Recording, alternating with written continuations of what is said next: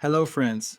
This is Sam Kawesa, your host at AfriChrist Inspirational Podcasts. In this episode, we look at how small compromises could grow into big and sometimes unintended consequences. Generally, we tend to think of betrayal as a massive, embarrassing event, a scandal that makes the headlines. But the truth is much more sinister and treacherous. Betrayal usually starts small. It starts with what we casually call small, inconsequential white lies or minor shortcuts.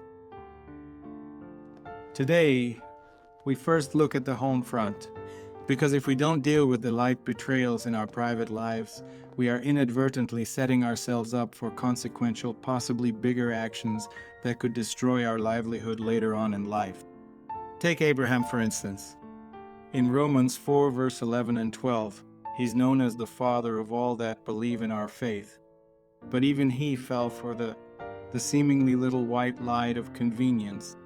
God promised him a son, but as time was passed, he and Sarah got impatient. Sarah was approaching 90 years of age and Abraham closing in on 100. So they took a shortcut. Abraham, with the encouragement of his wife Sarah, slept with Sarah's much younger slave girl Hagar. Imagine trying to help God out to fulfill his promise. God promised him a son by Sarah, his elderly wife. Yet the father of faith opted for the younger servant. This is a classic Adam and Eve lie by Satan, sowing confusion by misquoting God. It seemed like a practical solution at the time, didn't it? A small compromise of the vision. Indeed, they did get a baby. But look at the wreckage. Sarah's dignity was wounded, Hagar was used as a tool, and a domestic rivalry was born with the birth of Ishmael that lasted generations. Abraham betrayed the quality of the promise, all because he couldn't handle the timing of God's promise for the birth of Isaac, the son of the promise. When we take shortcuts in our character because we're in a hurry, we often aren't just solving a problem. We are practicing the art of spiritual compromise and betrayal. Next, let's look at betrayal through silence. It is said that silence is acquiescence or approval.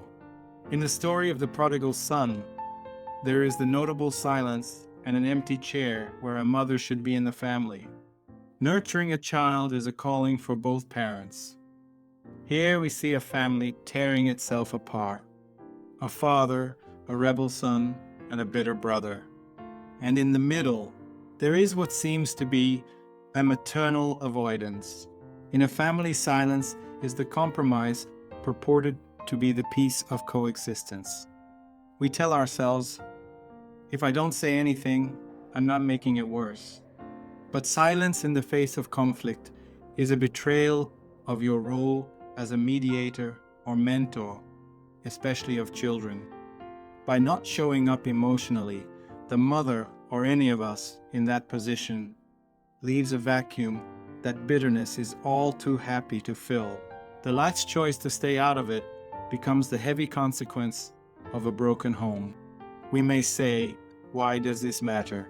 Well, it matters because David didn't just wake up one day and decide to murder a soldier and take his wife into an adulterous relationship, as the story is told in 2 Samuel 11.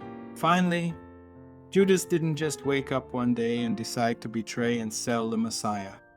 These were people who had likely spent years getting comfortable with the small betrayals, the private excuses, the hidden shortcuts, and the silent withdrawals. If you don't master your integrity in the tent, you will definitely lose it in the palace. The palace being the world out there with fewer guardrails to keep you in line. So the next episode, we will look at the consequential results of our actions. As we move from the tent to the battlefield, or from the table to the garden, we will see what happens when the small betrayals finally bloom and then even turn lethal.